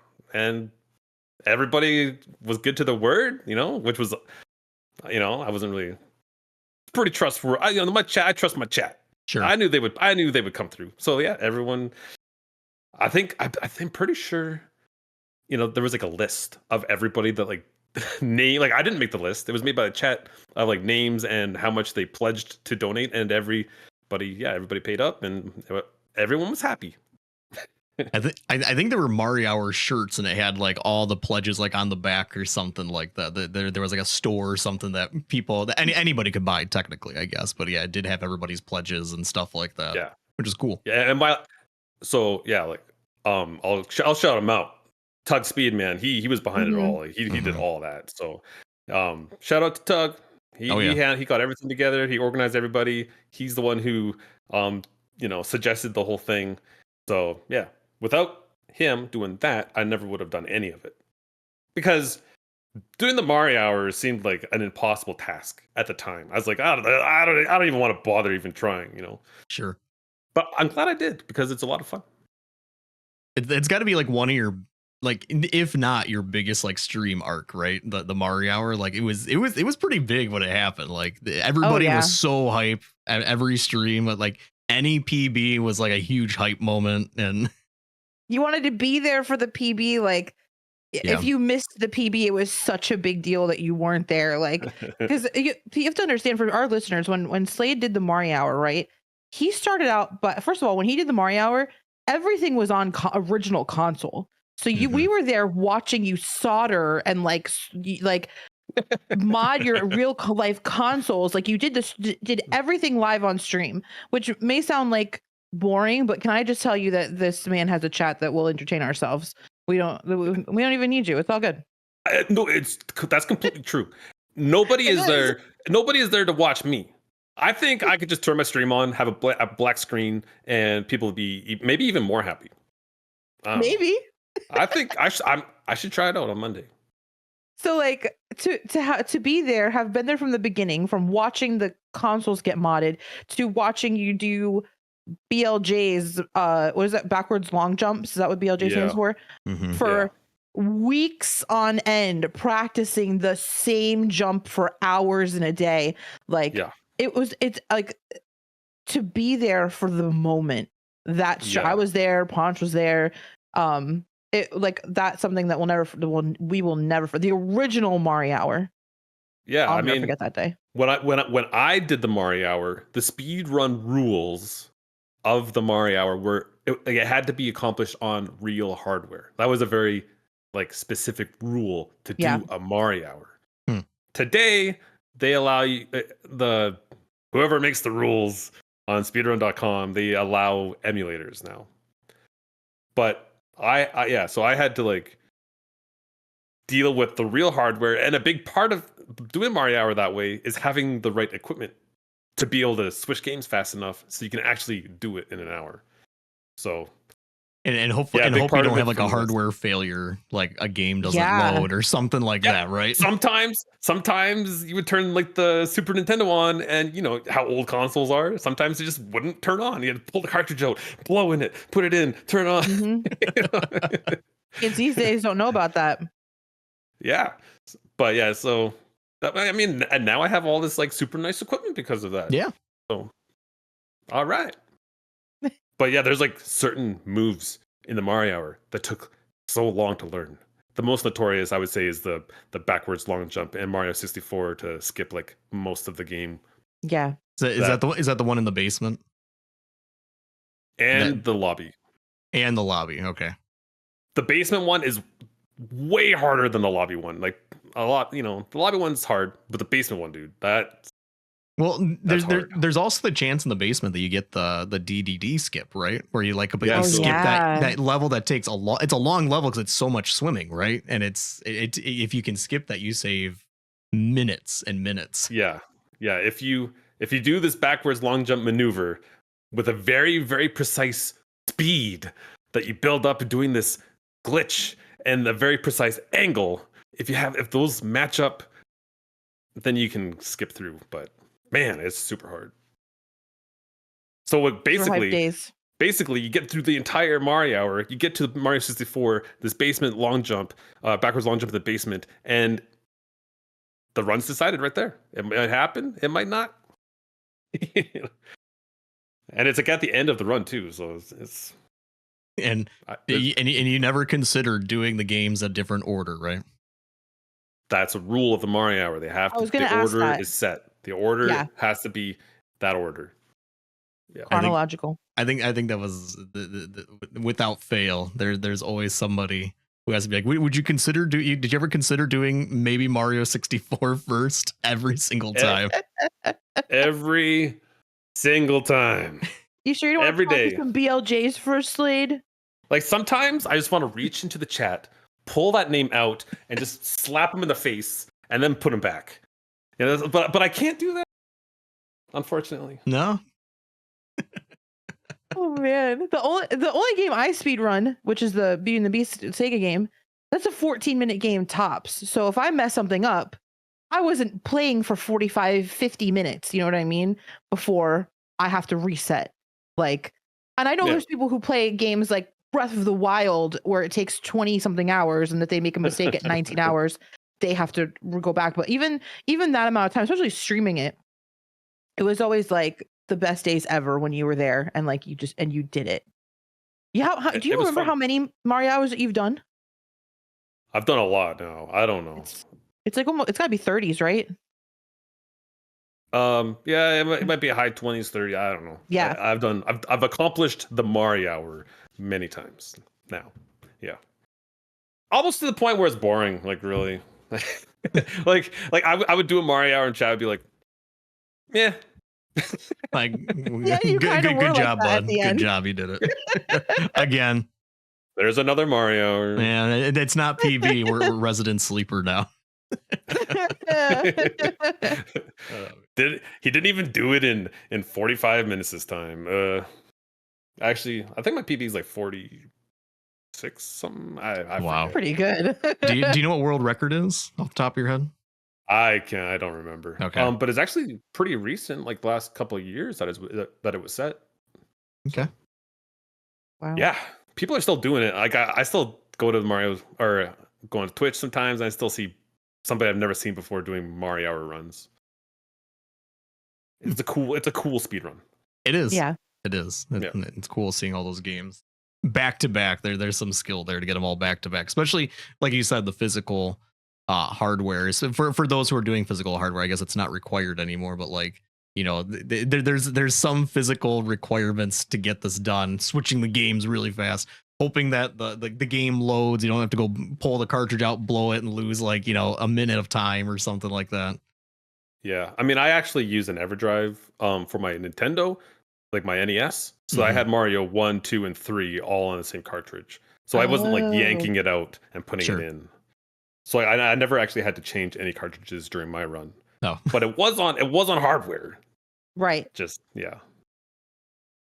Wow. I think if I was yanking them in and out, you would wreck your stuff.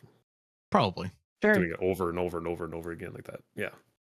I think you said they take they allow emulator submissions. I have a now they do. I have a Mister, and they just published the N64 core for it, finalized. Ooh. So you can literally do the entire thing on one device. Does it take a long time to load the different cores? No, it's pretty quick. Those machines are pretty awesome. I remember looking and seeing those things like a couple years ago. I was like, man, that's so cool. I want one of those. They've notoriously been a little expensive, right? I think that when I built mine, it was like $380 by the time I bought everything. But just recently, another person, his name is Taki, he goes by, he sourced and he kind of like rebuilt Mister for what it's actually worth. And you can get a fully loaded out Mister kit now for like 160 USD or something like that. Like they're cheap now. Yeah. Like, can't you buy like pieces and build it yourself too? Yeah. He gives you all the pieces. Which is cheaper than I think the board if you buy it directly from like Jurassic or something, which is in Taiwan. I think it's like $200. So I don't know how he's sourcing it, but it's all his whole thing is he's making it what it's truly worth, and he just launched it and like sold 2,000 just the other day. So, wow, yeah, they sold out what, like 5 minutes or something? I think so. Wow. I'll have to It's talk cool. to my wife before I go and pull the trigger on that. Well, you I can got do mine the just like entire pre-built. Mario hour in one unit now. Mm-hmm. If I was to go on, turn my stream on right now and start doing Mario hours, I don't know if everyone would be like, yeah, or if they'd be like, oh Again. no, it's happening again. It's like that with any game, though. Yeah. I think there'd be a couple people be like, yay, but There's always gonna be those guys that they absolutely love it. oh yeah. I'd Absolutely. be one of the yays. That's the thing about doing like the variety type stuff is that you know, Mhm.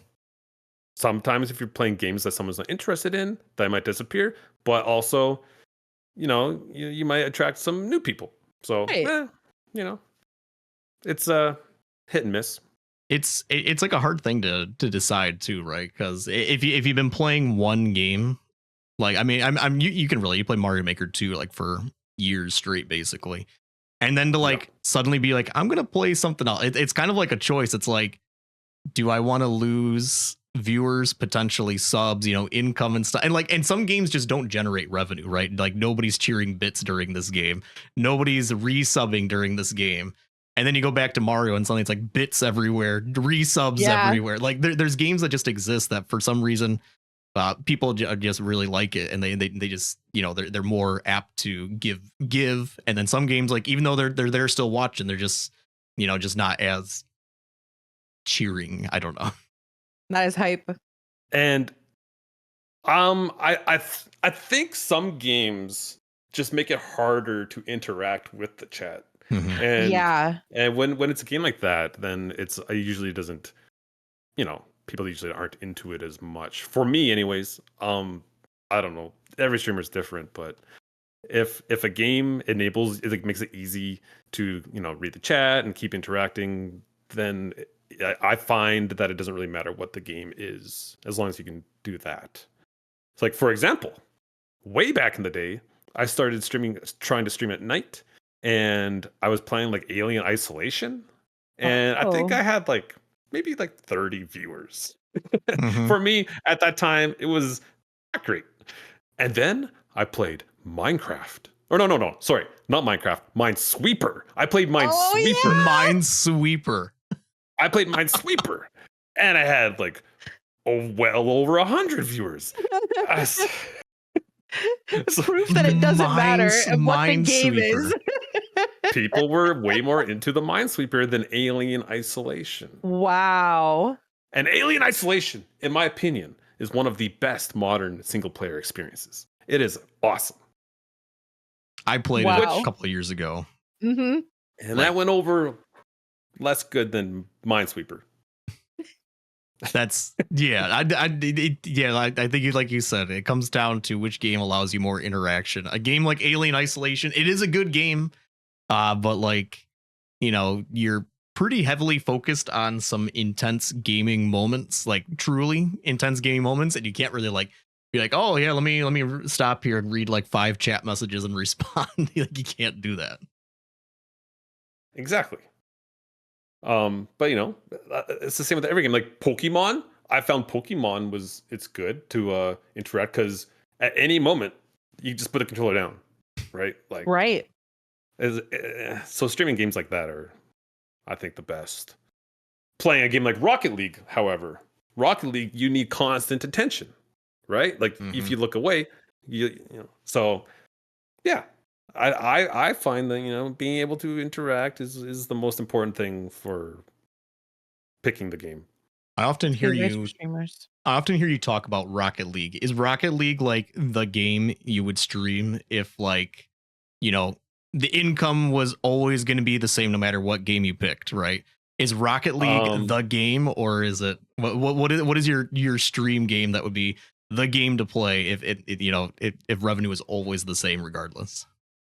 If I didn't suck at Rocket League, it would be Rocket League, because in my opinion, Rocket League is the most perfect game of all time, because it is so easy to play, but the ceiling for the skill level is so high. Mhm. Like people are still figuring out new tricks, new ways to do things. Like it is insane. So because of that, I think Rocket League is the best. Like, it's got to be the best game, in my opinion, in terms of multiplayer competitiveness. But would I stream it every day? If I didn't suck, yes, that would be my game choice. But I suck. So I pulled off a goal though, like a couple weeks ago. That was the best goal of my life. And I tried sharing it. I recorded it with a clip. I tried showing my wife. She didn't want to watch it. She didn't care. So then I tried showing my chat, and nobody cared there either. Nobody cared. But it was really nice. I'm proud of it. What about you, Poncho? If you could stream one, oh, I probably know the answer, but if you could stream one game all the time and people would always show up, always bit and sub, what would you play? I don't know if it had to be one game, but I am a heavy. I like story driven games. I know that's not video game. Like I like here's what I like. I like Sony PlayStation exclusive single player games. Like I like those walking games. simulators. Only sometimes. I don't play a lot of walking sim, but yeah. No, I like games with a good narrative and stuff like that. So I mean, like, I think I honestly, if I could just like, you know, assume like revenue, viewership, everything was the same or increasing, whatever, it would probably just be a lot of that type of thing. Do you like them because of like it's like I'm watching a movie? Like, is that the part of it that you like of those games? No, I don't. I just like I don't know. I like single player experiences. Typically, yeah. I don't play multiplayer ever. Like online multiplayer of any game, I don't, unless I'm playing with a friend or something like that. But like I'll play that like or Baldur's Gate 3 or something that's like a big, I don't know, a big single player experience. And I appreciate if the narrative is good. I mean, if the narrative is bad, I usually don't play it. But so like games like The Last of Us, stuff like that. Yeah. I play The Last of Us, like, I don't know, like games like that, like I enjoy them, but I find it's just kind of like you just follow a line and you do the things and then they tell you which buttons to push. It's just not my thing. But sure, you know, millions of people obviously really like them, so whatever. Nobody wanted to ask what my game would be? Well, I just Ashley. finished. I just finished. Ashley, if you could stream any game, what would it and be successful at it? What would it be? Ocarina of Time. You already stream Ocarina of Time. I would play. The thing is, now that I'm doing, it's semi-recent for me doing the randomizers because it's like it's playing my favorite game of all time, but in a different way every time. And so you're living your dream. I'm living my dream right now, but I would do it every day. I am living my dream right now. Like those streams. It's a 6-hour stream I usually do. It feels like 30 minutes. I could do a 24-hour stream of that with zero problem. No problem at all. Then do it today. Well, I'm doing a 24-hour stream in 18 days, but not of that. It's of a different Zelda game. When it comes out. A different Zelda game. When Echoes of Wisdom comes out, I'm doing a 24. But ooh. Yeah. The last 24-hour stream I did do, though, was back in December. I was celebrating 2,000 follows, and I did my first ever Ocarina of Time random. I think I played it for like 19 hours, something like that. And that I never ever had a 24-hour go by that fast. I wasn't tired. I was peppy and energetic, and ever since then, you got in that flow state. Yeah, you were in the flow. You know what I'm talking about. If you hit the flow, you know, time flies, man. I always get a second wind around. It is around like 19 hours or so. I usually get a second wind in a 24-hour stream. So let's. But if you don't get in that flow, it can be painful. I've done 3 24-hour streams, and my first one was painful, but mostly because I had no business doing one. I had like 5 viewers on average. So I had no business doing a 24-hour stream, but I did one anyway. And Pancho was there, and his wife was there. Half the audience was sitting in my house. I think I had 20 people that day, and I think I had like 25 average that day. I could have cried. I was like, this is gonna be the best thing I ever do on Twitch. I'm curious. Before I said that the games I wanted, if I could stream anything, the games I said, Ashley, you said, I think I know what the answer is. What I don't think I said your answer though. What did you think it was? Another single player story based video game. The favorite game of all time, I think, Red Dead Redemption 2. I don't think I could. I mean, yes, that is my favorite game of all time, but I don't think I could stream it like the only game. Right. Well, I understand, but like I guess I meant of that category, which is kind of what you said anyway. But that's the first game that came to mind, of course, was Red Dead Redemption 2. And now I'll let you have the floor because I just said a big trigger word for your stream coming up. Yeah, no, I am actually. I'm gonna live the dream. How's that? Like Ashley's living the dream. I am gonna play Red Dead 2. In a week from this coming Monday. Yeah. Ooh. Once I finish Super Metroid, I have to finish Super Metroid. I'm doing a first playthrough of Super Metroid right now. Never played that game, and I'm almost done, I think. And then so I have to get that out of the way, and then Red Dead 2 is like if all you do is beeline the story, I think it's 50 hours. It's something long, and yeah. So yeah, I'm kicking that off on September 16th, my birthday. Big old 12-hour stream playing that to start it off with. If I could play one game on Twitch that I know that people would be like into it, I think I would choose Grand Theft Auto 5 RP.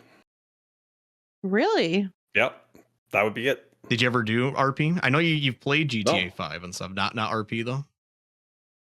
I've never done it, but I think I would really like it. I think that'd be great. I think the options are endless with what you could do. I bet your audience would love it. I don't know. If you're listening, somebody add it to the wheel. I was gonna say that. GTA 5 RP. Somebody add it to the wheel. That would be cool. I've watched people doing it. I'm like, I think I could do that. But I think I could do it better. I think it'd be a lot of fun. Okay. Let's see. What else do we have here? I'm looking at the time. We still have a few minutes here. Okay, let's move on to we always like to kind of talk about if we do happen to be playing a game offline, right? I mean, we all play video games in our own times at times. Ashley, I probably know what you're playing. I bet I can know. I bet I could. Like you said, my dream game. I think I know what you're playing offline. But like, I don't know, like Slade, what do you do when you're not streaming and it's late at night and you're gonna play video games? What are you playing? Yeah. So recently that has changed quite a bit for me. I've started dabbling in different types of games. So lately it has been Slay the Spire. Wow. Or Diablo 4. Okay. Or Rocket League. But Rocket League has been there, for like the last 10 years. Right. So that's not anyone. But yeah, like Slay the Spire, I don't know if you guys have played that. It is I did not think I would be as into it as I am. It is such an amazing game. You can play it for like, I don't know how many hours I have in it, but I still feel like I could still do things that would be like entertaining to try. It's like it's a card-based roguelite, right? I was gonna say, is it similar to like Hearthstone? No, I wouldn't say Hearthstone. It's similar, because like Hearthstone. I don't know. I've never really played Hearthstone. Isn't that like a PvP game? Mm-hmm. Yeah, that's PvP. So Slay Spire is not PvP. It's it's a roguelike. So you start at the same spot every time. It's every run is random. Try to get to the end, and you just build your deck of cards as you play the game, make choices. And you can end up with decks that are doing insane combos and stuff, or it's just fantastic. It sounds fun. They're making a sequel too, Slay the Spire 2. Yeah, I know. So I had to beat the game with every playable character quick because I saw that Slay the Spire 2 is coming. And I would like to report that I have successfully done that. GG. GG. I beat Slay the Spire. You But there's played. also like different ascension type things you can do that actually haven't got into yet. So I haven't even tried everything yet. I think I've owned that game for forever and I've never booted it up. I should. Yeah. I should. It seems like it'd be up your alley. Yeah. If you own it, try it. Yeah. I think I should. I think it's on Game Pass as well. It might be. If not, I know it's like on Steam for like $6 like all the time. I see it. But I'm pretty sure I own it on something. I got to go look. I don't know. I'm pretty sure the only reason I tried it is because I was like late at night. I was like, I don't know what to play. Look at Game Pass, download it, tried it, and I was hooked. Wow. Yeah. They gotcha. What about you, They Ash? got I think I know what it is. What are you playing Oh, offline? yeah? Ocarina of Time. I see. I knew it. You're not allowed to have the same answer for every question, Ashley. It's true though, but hear me out. Hear me out. I play randos a lot offline because I only play it 1 day a week on stream and I'm addicted. I can't stop. But I have a group of a couple other gamers who I'm dear friends with, who I've been doing co-ops with, and the two gamers I'm friends with, You have they friends? know. I mean, well, they're online friends. That's lucky. They're online friends. So. They're still friends. Well, yeah, of course. What's it like But- to have friends? I guess it's cool. Is it nice? Yeah. Sorry, I didn't mean to interrupt. But actually, they're cult members as well. The people that I play with offline. And You're in a cult?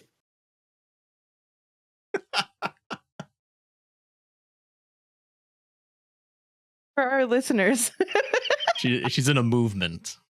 I'm in a movement in the Slade Society. I misspoke. My bad. Oh, that sounds like fun. I have fellow members of the movement that I play offline with, and we do co-op randomizers together, where we're all in the same game together. But they know a lot of like glitches in the game and stuff that I don't know, so they're kind of like teaching me. The saying of the community is that the walls in Ocarina of Time are merely suggestions. So it's really fun to like see to break the game in like different ways and see how you can complete the game as fast as possible with the hardest possible settings. You can put random bosses in the middle of the field in Hyrule. Like you can really like make it such a difficult experience where it would I've had a seed that took me 12 hours before, but like isn't the speed run of the vanilla Ocarina of Time, don't you just like clip through walls using bombs like at the very beginning and get to the end? And you're just jumping backwards too, right? Yeah. That's so cool. I like that stuff. And that stuff is cool. It's I don't know how people figure that stuff out sometimes, but it's cool. It's wild to see somebody good at it. I think the people who figure that stuff out are like, so I recently, just yesterday actually, I started watching The Matrix, and I think First they're time? like well, basically I can't remember any of it. Okay. So the people that figure these glitches out, they must be Morpheus. Like they're on the outside. They know what's going on. They're on the out. They have a different perspective than most. Yeah. And I haven't finished the movie, by the way, so I've only seen like the first half an hour. I can only watch movies like 15 minutes at a time before I get interrupted by like kids or something. Yeah. Yeah. Well, that's all I'm really. Besides Ocarina of Time, all I play lately offline is Sudoku because I'm old lady. On paper? Do you have like a book? No. I actually, so I have an app on my phone that I use, but I also have a Sudoku game on my Switch. Oh. Yeah. Well, if mobile games count, I think I probably play chess more than anything. Really? Yeah, but I'm not good at it. But yeah, chess. Chess is. It's got to be the best game of all time of history. It stood the test of time. Is there a better game than chess? Monopoly. Name a game better than chess. Monopoly. Okay. Because of that answer, I no longer respect anything that Ashley has to Contribute. Monopoly. Wait, let me say, I do love chess, and I'm not terrible at chess either, but I have enough stress in my life, and I gotta save these brain cells for like other stuff. So I don't know if I've never finished a game of Monopoly. I don't know anybody. Maybe Ashley, you might be the only person I know when I think about it that's finished a game of Monopoly. When I was a nice kid, when I play. whenever we played Monopoly, we had rules that you could like take out loans from the bank. Oh, come on. And it took like forever. But if you play Monopoly by the real rules, I don't think it By takes the that long. real rules, which If you nobody play- does. It's true. If you play that by the rules, it doesn't take too long to actually play a game. Agree. But I don't think I've ever done that in my entire life. You'd be like, oh man, I can't pay that. I'll just run me down for $1,000 debt in the Yeah, bank. I'll pay you back next time I pass go. Monopoly. I think Tetris is up there. Tetris is a pretty perfect game. Tetris is it's up there with it's one of the best video games of all time for sure. Agree. Mm-hmm. Tetris and My chess, basketball the two coach. best games. My high school basketball coach told me when Tetris first came out, he played it so much that whenever he walked into a room, he would start arranging the furniture in his mind so that it would fit on the wall. On the wall. Like he would stack the furniture in the room on the wall, and that's when he decided he needed to take a break. I had a similar situation with Breath of the Wild when I first played Legend of Zelda Breath of the Wild. I wanted to upgrade a piece of armor, and you had to find these lizards in the game, and they were only in one spot, and you always had to try to respawn them, wait for like another cycle of the sun to get them, and it was really difficult. But I was like hunting them for like a week straight. And I remember like one day I walked out of I live in Florida, so there's just lizards everywhere. Like you can't even imagine how many. Like you walk down a flight of steps and just a bunch scatter. And so when the first time I walked down my steps and I saw a lizard, I went to like I don't know, like in my brain almost like go grab it, like I was in Breath of the Wild. Like my brain so instinctually like wanted to like step on it or grab it because I needed it. I was like, okay, I need to take a little break from saving Hyrule today. And then you go play Ocarina of Time. Yeah. I don't think I've ever had a game bleed into my real life. I don't think I should go do. No, I can't do that. That's part of that game. I can't drive head on into traffic because I'm playing GTA or something like that. I don't think I've ever had that in my head. So like with only playing Mario Maker like every day for like years, only one game has ever like seeped into my dreams. Oh. You might be surprised with the answer. Way back in the day, when I was a kid, in the cereal box, we got this CD-ROM, and it had Timon and Pumbaa's. It was like a multiplayer Tetris game, and it was Timon and Pumbaa, and I would play against my sisters. And I kid you not, I had dreams of different strategies, and I would use those strategies the next day, and they worked. Stop. I'm not kidding. I dreamt about this game. Like my mind was so fixated on this Timon and Pumbaa Tetris match game that I dreamt about it, and then I whomped my older sisters. I'm the youngest, by the way. I whomped them with my new strats that I dreamt. Wow. Yeah, that game was really good. That's incredible. Thinking about that, I want to play the game again. I gotta find that CD-ROM. I just played a Timon and Pumbaa game on my Mister. Last week I did a little segment I call Random Retro. I let viewers like pick a game I've never played before, and I booted up on the Mister. And somebody picked Timon and Pumbaa. I can't remember if it was on the SNES or the NES. I think it was the SNES, and it was a couple little mini games. And I want to say one of them was Tetris-like. So I don't know if like that CD-ROM was part of that game or something, but it was actually kind of fun. It was all I can picture. I can't really completely. It was a long time ago. I could just picture different colors, and they'd fall down, and you'd match the colors, and then they would, burst and fall. And that game was great. I'll have to keep that in mind next time I boot up the greatest game in the world, Tetris. Let me look for the Timon and Pumbaa version. but you need another person to play against. Like, Oh, it's forced multiplayer or something. I don't remember if it was forced, but it was definitely the best Okay. experience. Well, you got to battle each other, right? Got to send those extra blocks somewhere. Mess with the other person. Exactly. It would raise them up. Right. For me, what I've been playing offline actually is this game's really cool and it runs really well on Steam Deck. Is Hot Wheels Unleashed.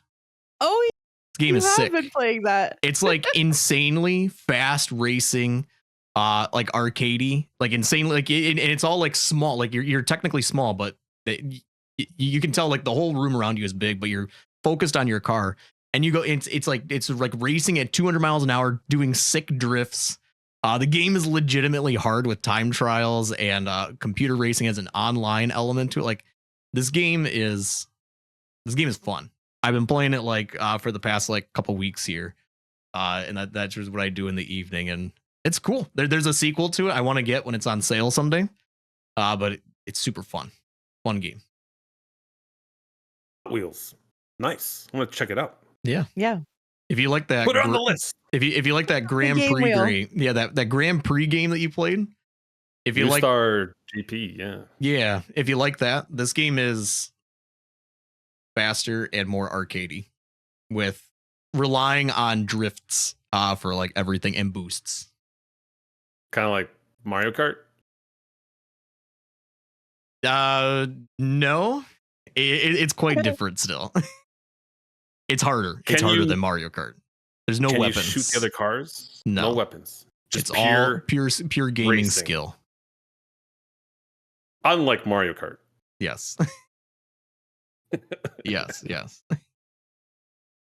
I know someone who is listening to this right now, and they're going to be so mad about that.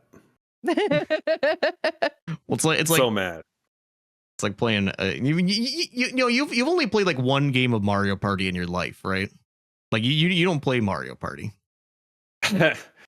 So yeah, these YouTubers from Texas, they flew me down from Canada to play Mario Party with them for content. Mm-hmm. And I was like, okay, I had never played Mario Party before. Apparently I was so bad at it that they didn't even use the footage that we made. They didn't even use it. What? They flew me down. They gave me a hotel. We recorded Mario Party. I played some Mario Maker on their stream. And then I went home and they didn't even use it. I feel so bad. I feel so bad for giving them such crap content. I never heard the story before. Mario Party is like one of those things too. Like, I don't know if you have to necessarily be good. I've seen the worst player in the game come out on top because there's so much at the end of like bonus stars for like the dumbest things. Like it's somebody who's in the lead by 5 stars will suddenly be like in the last final round will lose like 3 stars. And then somebody in the end, in the bottom, will get all those 3 stars, and then they'll get like 3 more bonus stars because they happen to like roll the biggest number on the die the most, or something like that. And it's like the best kind of like stupid chaos ending is Mario Party when like it's sure this guy played really well, and then the whole game blew up on the last roll for him and got last place. You see, I did not understand the game to a level that I think they just thought was so bad. Like, the whole time I was just like, what are we doing? Yeah. That's really funny. All right, yeah. Let's see. We're gonna move into our roundtable time. Our roundtable is for our listeners, and I guess for you, Slade, is we go around and we bring up something that maybe we could have brought up earlier in a conversation. And we maybe we missed it. We couldn't figure out a way to get it to fit in. Ashley, do you have anything for roundtable? Oh, get your resident sleepers out. I gotta say this on the podcast because I have. Oh no! I have to. No! I love that we both know what this is. Ashley, please, you're killing me. I'll make it so fast. I promise. Okay. I promise. For those who don't know, Slade is the reason I sit here with you today. I'm not kidding. I saw him on TV. Someone was playing him on my TV. Didn't know what Twitch was. I saw that chat and I wanted to join in. So I made an account in 2020 in March. The first thing I did was follow you. I subbed to you, and I became an affiliate from a Slade raid. I'm trying not to cry. You guys are all you both shaking your heads at me. I'm trying not to cry. I became an affiliate from a Slade raid. I didn't know what promoting was. I didn't know how to make friends on Twitch. I just was like, this is really cool, and I want to stream too. And I did. And Slade's raid made me an affiliate. And then years later, last year, the end of last year, Slade, kind of noticed that my viewership was doing well. And he's like, hey, Ashley, you look like you're getting pretty close to partner. And I was like, I am. And he was like, you know what? I wasn't even in your stream when you said this, but you were like, I'm going to raid Ashley every stream that I'm on and she's on until she gets partner. And you did. Which stressed me out actually, because like as a couple months went by, I was like, poor Slade keeps raiding me. He could be like raiding his friends or making new ones, and like he's still here raiding me. I'm like, gosh, this needs to happen. But I was very happy that I got on the first try, because I was like, poor Slade needs to raid somebody else. But were you stressed thinking that I might be raiding you for years? Yes, actually, I'm not kidding. Like for months at least, I thought. For months though, like. I mean, every close friendship I have on this platform, I can pretty much like date back to a Slade stream. Poncho Taco and I met in a Slade stream. I've been to Poncho's house. I've met his family. I've held his kids, and I would never have met. I'm not gonna cry. I would never have met him if it wasn't for you, Slade. So thank you for the community that you built, and I'm very thankful to still know you today. Hey, I mean, I'm glad that I could help provide stuff. I don't feel like I'm responsible for any of that. It's all you guys. I mean, it's all you. You putting in good work with your stream and all that, and I'm going to sit here right now today, and I'll say that both of you guys are probably better streamers than me. well, I didn't deny that. We're at least more prepared. In my opinion, I am terrible at this. Well, it sounds like at one time you used to be like really prepared for streams. You'd have like your 30 minutes of notes coming in for your gaming news, and yeah, that lasted like like a couple weeks before it just turned into me sitting there and talking to the chat. Yeah. That's all I had. I just wanted to say thank you, and I'm so happy I'm so happy that you made the time. Thanks for being here today, and no problem. Yeah, thanks for everything. Yeah, I'm glad that I'm in a position now where I have time to do this kind of stuff for a little bit. Yeah, absolutely. Fun. I don't think I don't have anything for roundtable. I don't know if Slade, if you have anything. Otherwise, I would just like to say thanks for having me on. And I wish you guys the best in your own streaming endeavors and all your things that you're doing. Yeah, you guys are doing great. Keep it up. Keep having fun. Absolutely. Thanks. It's great to have you on here, man. Yeah. Before we go, one last thing we like to do is we do like to go do self promo really quick. If anybody has anything cool coming up or whatever they're doing on stream, we always like to give everybody a chance to like talk about, maybe something cool that's coming up that they want to, let the listeners know about, stuff like that. Ashley, you want to kick us off? We usually start with you. Absolutely. You can find me on twitch.tv/Ashley with 2 E's _FL. You can go to ashleyfl.com also.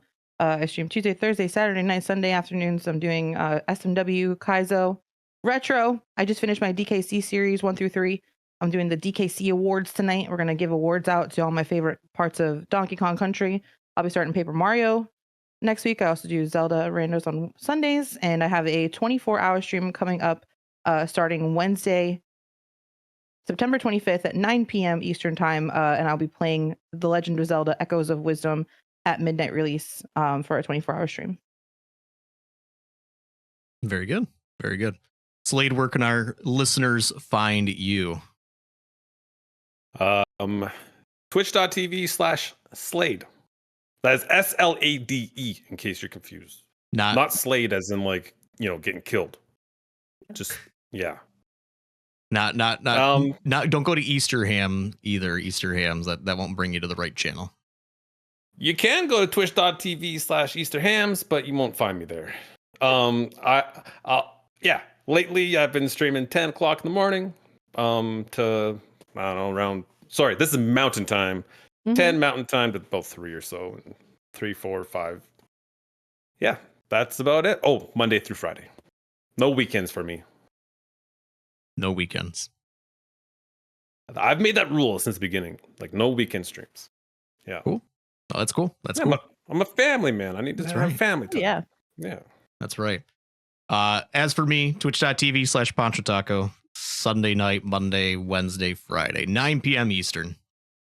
What am I doing? I'm finishing up Super Metroid, first playthrough ever in my life. Game's fun. I think I'm about to beat it. And then, September 16th is my birthday. So I'm going to play my favorite game of all time because it's my birthday. Why not? Why not play my favorite game of all time? Yeah. RDR2. It's going to be a good time. It's going to be a good time. Red Punch Redemption 2. I have a promo art that looks really good. I worked really hard on it, and I look like the character on there. It's good. It's good. You guys should go look at it. I should actually post that Post somewhere. it on our socials. Yeah, I should actually post it so that somebody can see it. I don't think I posted it anywhere, so I should. Anyway, this has been episode 25. Slade, thank you so much for joining us here. It's been great having you on here, man. Thanks for having me. With that, again, this has been episode 25. We'll see you guys later. Have a good week. Have a good month. Have a good everything. We'll catch you later. Adios, everybody. Bye-bye. Bye. Bye-bye.